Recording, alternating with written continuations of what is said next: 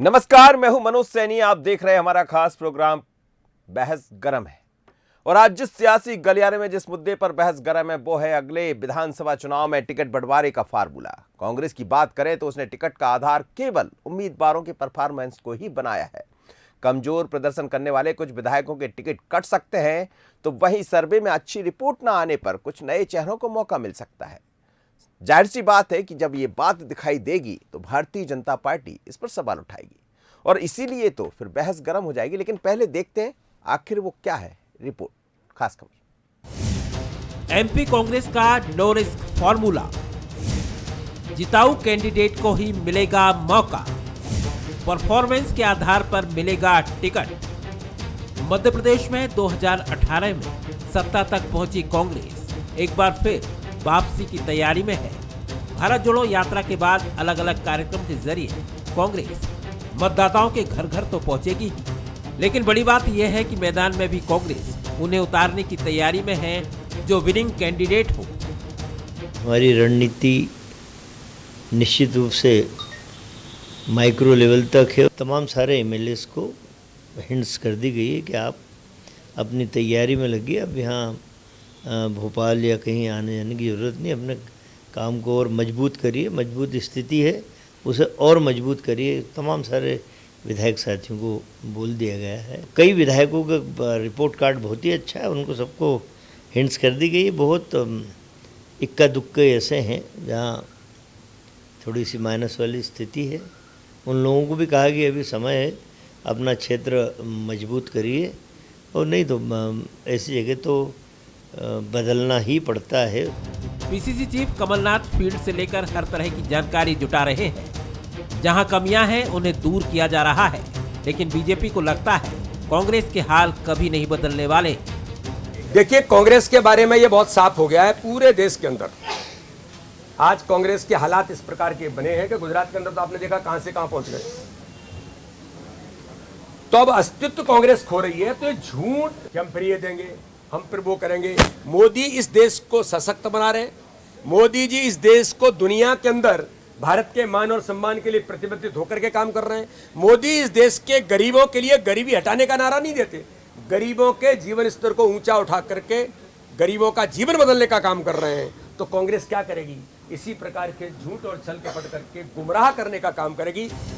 2023 के चुनाव को लेकर दोनों ही दल सक्रिय हैं, बल्कि 2018 से ज्यादा गंभीर नजर आ रहे हैं। लेकिन बड़ा सवाल यही है कि आखिर जनता किसकी तैयारी पर मोहर लगाएगी। मनोज सैनी, बंसल न्यूज, भोपाल।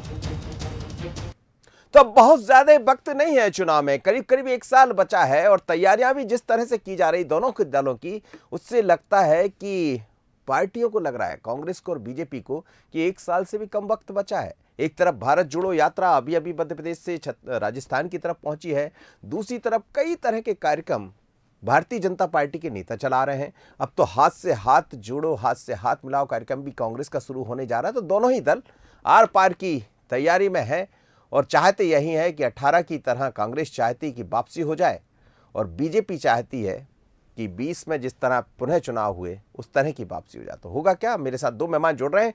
अभय प्रताप सिंह है, भारतीय जनता पार्टी के प्रवक्ता। अभय जी, आपका बहुत स्वागत है। स्टूडियो में मौजूद है अब्बास हफीज जी हैं, कांग्रेस के प्रवक्ता। अब्बास जी, आपका भी बहुत स्वागत है। अब्बास जी, 2018 का जब चुनाव हुआ तो सत्ता तक आप पहुंचे।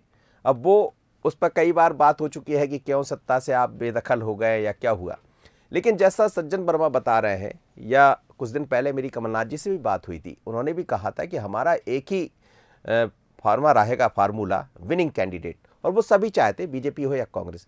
लेकिन क्या विनिंग कैंडिडेट सर्वे के आधार पर आप चुनने जा रहे हैं? क्या कुछ विधायकों को घर का रास्ता घर बिठाया जा सकता है, जिसमें बड़े पुराने विधायक भी हो सकते हैं, ऐसी खबरें हैं?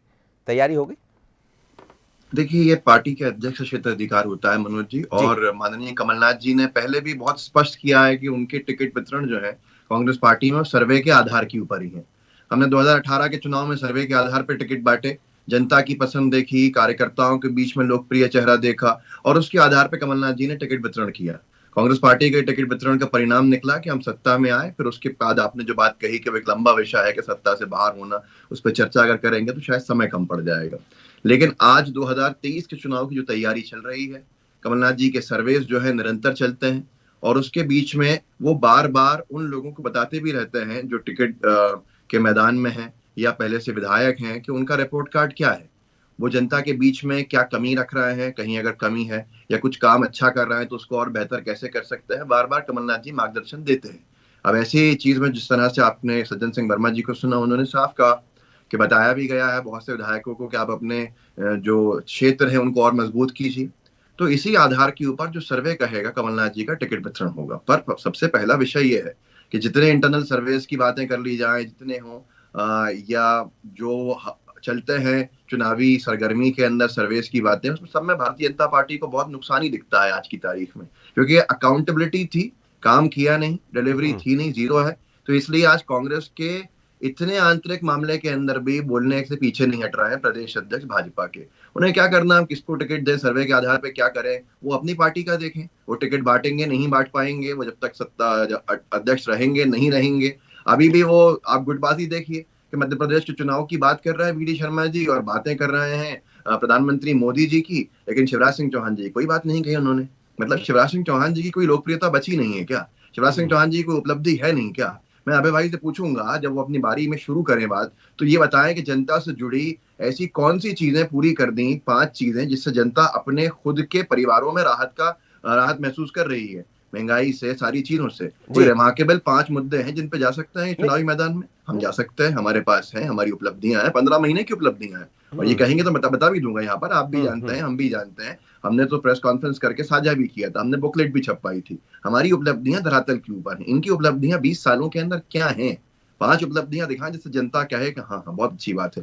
लाडली लक्ष्मी योजना तक पर सवाल उठते हैं आज की तारीख के अंदर, हर योजना के अंदर भ्रष्टाचार की बू आती है। तो ऐसे सिस्टम में कैसे ये पार लगाएंगे, इसके पर चिंता करनी चाहिए। लेकिन कांग्रेस के भीतर भी अब आज ये बात होती रही है कि छत्रप एक राजनीति होती है, दिग्विजय सिंह जी के अपने लोग हैं, कमलनाथ जी के अपने लोग हैं, जो कहा बीजेपी भी ये कहती रही है, या अब वो तो रहे नहीं जो चले गए आपके पास से, कई लोगों के ऐसे नाम आते रहते हैं। ऐसे में सर्वे काम करेगा या फिर वही बातें काम करेंगी जो हमेशा होती रही? देखिए, हमेशा भी सर्वे ने ही काम किया है। कमलनाथ जी ने पहले भी कहा सर्वे के आधार के ऊपर टिकट दिए, इस बार भी सिंबल पे जीते चुनाव, और अगर सिंबल पे नहीं जीते हैं तो आज भारतीय जनता पार्टी में उनके टिकट के ऊपर खतरा नहीं मंडरा रहा होता। सिंबल के ऊपर चुनाव जीते, कमलनाथ जी का चेहरा है हमारे पास, उसके बाद हमारा शीर्ष नेतृत्व है, और हम मध्य प्रदेश की बात कर रहे हैं, दिल्ली की बातें नहीं कर रहे हैं। जिसको टिकट मिलेगा वो, ऐसे बहुत बार उदाहरण आपने मुझसे ज्यादा देखे हैं कि एकदम टिकट, जैसे मध्य प्रदेश के अंदर भोपाल की लोकसभा की टिकट की बारी थी, हर बार किसी ने नहीं सोचा भारतीय जनता पार्टी किसको टिकट देगी। तो यही हाल अब पूरे मध्य प्रदेश के अंदर है, कौन कहां पर कैसे निकलेगा आके और उसका क्या प्रदर्शन रहेगा वो आपको आने वाले समय में दिख जाएगा। हमारे चेहरा बहुत स्पष्ट है, लीडरशिप स्पष्ट है, मुख्यमंत्री का चेहरा स्पष्ट है, इनके पास तो मुख्यमंत्री के चेहरे ही 6 हैं। जी अभय प्रताप जी, वो कह रहे हैं कि कुछ चीजें स्पष्ट नहीं है आपके, हमारे यहाँ तो सब कुछ स्पष्ट है कि हम सर्वे के आधार पर टिकट देंगे। सज्जन वर्मा ये भी कह रहे हैं कि हमने बोल भी दिया लोगों से, विधायकों से, कि जाइए काम करिए। आपके यहाँ किसी को बोला है कि काम करिए या इंतजार करें गुजरात फार्मूले? देखिए, इन्हें तो बोलना पड़ रहा है काम करिए, हमारे तो पहले से ही काम कर रहे हैं। हमारे तो लगातार चुनाव क्षेत्र में रहते ही हैं और लगातार पार्टी के सरकार के अलग कार्यक्रम चलते हैं। आपने देखा ही होगा, मुख्यमंत्री जनसेवा अभियान से लेकर अलग तरह से विधायक अपने अपने गांव-गांव जाकर जो है 88 लाख उपभोक्ताओं को अभी जोड़ा गया है।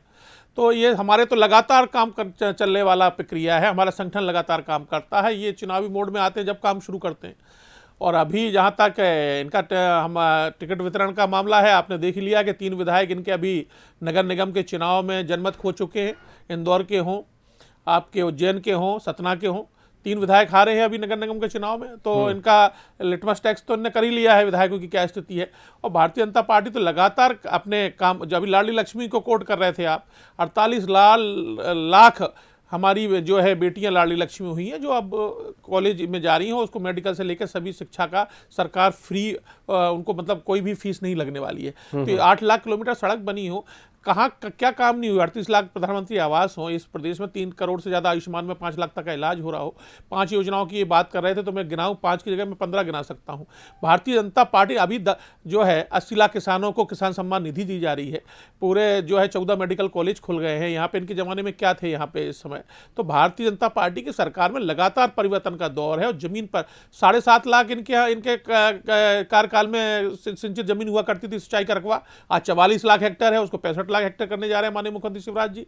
तो क्या नहीं हुआ है मध्य प्रदेश में? मध्य प्रदेश में जो बीमारू राज्य से एक विकसित राज्य में बदला है, इसलिए जनता जानती है। बार बार जनता इस अब ये जो है किसान कर्जा माफ की बात करते हैं, इन्होंने बड़े हाव में उसको विषय को उठाया सरकार बनते ही, क्योंकि लोकसभा चुनाव आने वाले थे, लेकिन लोकसभा चुनाव के जिन से परिणाम धराशायी हो गए तो किसान के जो 1000-2000 छोटे-छोटे राशि करने लगे। तो ये इस तरह से ठगी जो मध्य प्रदेश के साथ इन्होंने 15 महीने में की थी, अब मध्य प्रदेश के नहीं, लेकिन एक बात है ना, जब इतना बेहतर काम आप लोग कर रहे हैं, गुजरात पे भी आपने बहुत बेहतर काम किया, वहां के तो उदाहरण दिए ही जाते रहे और 156 सीटें आप जीत कर आ गए, लेकिन सीट जब जीते 156 तब बहुत एक नया फार्मूला अपनाना पड़ा, एंटी इनकम्बेंसी को दूर करना पड़ा।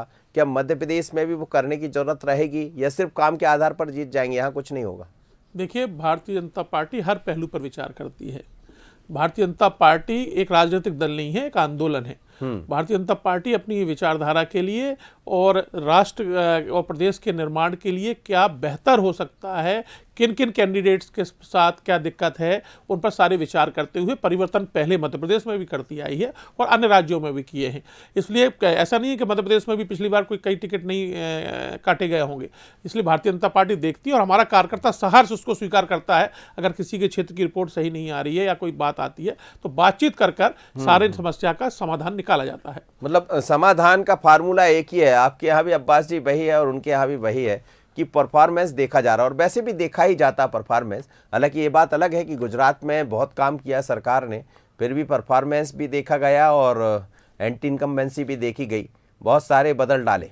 आप भी अपने यहाँ कह रहे हैं, वो कह रहे हैं कुछ बदले जाएंगे, तो कुछ बदलने वालों की धड़कनें बढ़ रही होगी और फिर ये भी है कि एक दूसरा दौर शुरू हो जाता है कि ऐसा ना हो कि कहीं वो और रुक करने लगे। देखिए, मैं इस वक्त अगर आप जो दर्शक आपके हैं मनोज जी, अगर वो भी सोचे तो भाजपा के कितने विधायकों को जनता जानती है बीच में, और आज तो दो चेहरों के बीच में लड़ाई है, कमलनाथ जी और शिवराज सिंह चौहान जी। अब शिवराज सिंह चौहान जी और कमलनाथ जी के बीच की जो लड़ाई है वही सिंबल की लड़ाई है, फूल और हाथ का पंजा।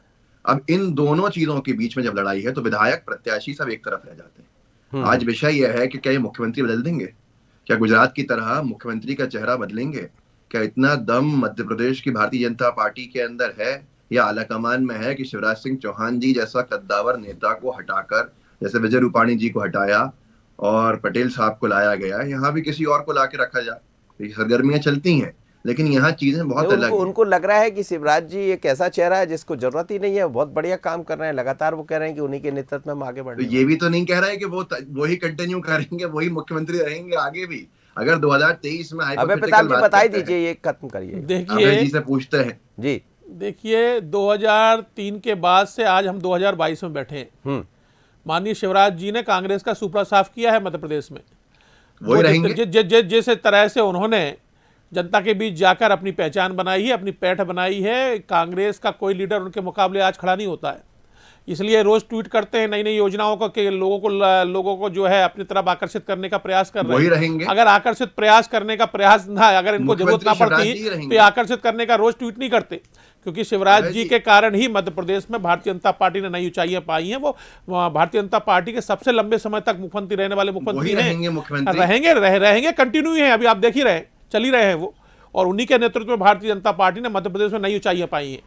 तो नरोत्तम जी, पीडी शर्मा जी, गोपाल भार्गव जी, जितने जी हैं, कैलाश विजयवर्गीय जी, अब ये सब जो है ये अपनी उम्मीदें छोड़ दें यहाँ पर, और यही सिंधिया जी के साथ भी है। नहीं, अब ये तो अब्बास जी, ये कुछ दिन पहले कैलाश जी ने भी कहा था कि शिवराज जी के नेतृत्व में हम आगे बढ़ रहे हैं। अभी इंदौर में एक बयान मैंने सुना था, कुछ बहुत सी बातें कही जाती हैं, या आप भी जानते हैं, मैं भी जानता हूँ, अभय प्रताप जी नहीं, लेकिन आपकी बात का जवाब मिल गया। देखिए, उन्होंने बहुत क्लियर कर दिया। देखिए, हमारे जितने भी नेतृत्व का इन्होंने नाम लिया है वो सब किसी न किसी भूमिका में भारतीय जनता पार्टी को मजबूत कर रहे हैं।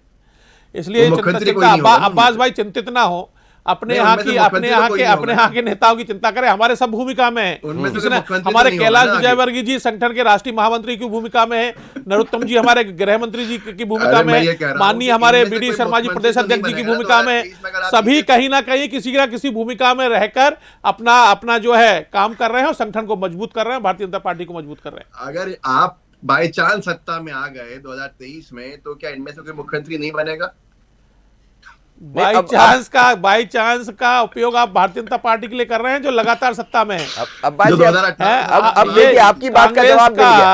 आप जो चाह रहे हो जवाब यही अहंकार, यही अहम तो कांग्रेस का वो जो होता 2018 है। के भारतीय अंदर जनता बाहर पार्टी हुई थी, लगातार भाजपा की जनता बात कर के रहा हूं मतों से जीतती आ रही है जिनको विधायक और भारतीय जनता पार्टी लगातार अपना कार्यक्रम और काम से जनता का दिल जीत रही है। उसके लिए आप कह रहे हैं कि बाई चांस। उस भाजपा की बात कर रहा हूं मैं। नहीं नहीं, लेकिन अब्बास जी जनता के अब ये जनादेश का अपमान करना पड़ा, उस भाजपा की बात कर रहा हूं मैं।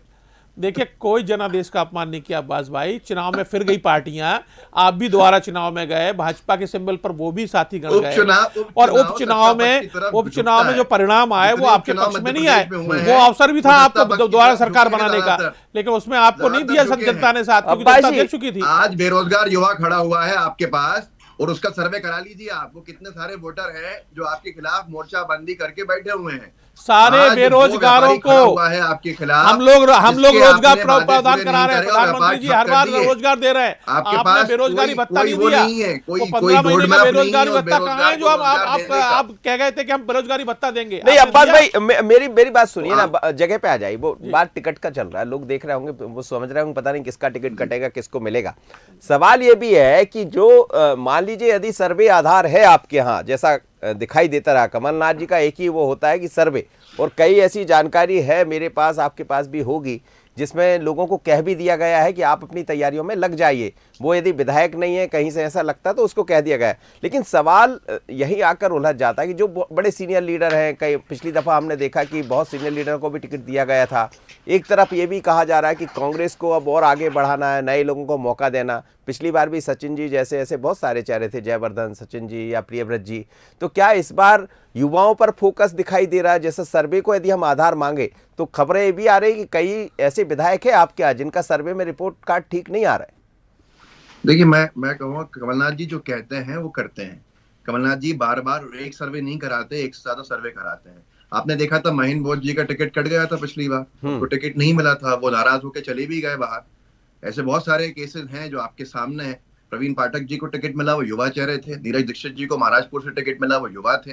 और उसके साथ साथ अगर और भी देखें तो हीरालाल अलावा जी को टिकट मिला, वो भी युवा थे। बहुत सारी चीजें, सब सर्वे के आधार पर ही टिकट वितरण हुआ है। और इस बार भी हमारा जो है, हमारा डिलीवरी है, और हमारी डिलीवरी जो है वो कमलनाथ जी की जानी जाती है। कमलनाथ जी ने जो बात कही है उसके ऊपर कमलनाथ जी चल रहे हैं। कई विधायकों से कह दिया है कि विधानसभा क्षेत्र से आप बाहर नहीं आएंगे, विधानसभा क्षेत्र में ही काम पे रहेंगे, विधानसभा क्षेत्र में जनता से संपर्क रखेंगे, जनसंपर्क करते रहेंगे, कोई भी वैक्यूम नहीं आएगा। वो हमारे विधायक अपने काम पे हैं।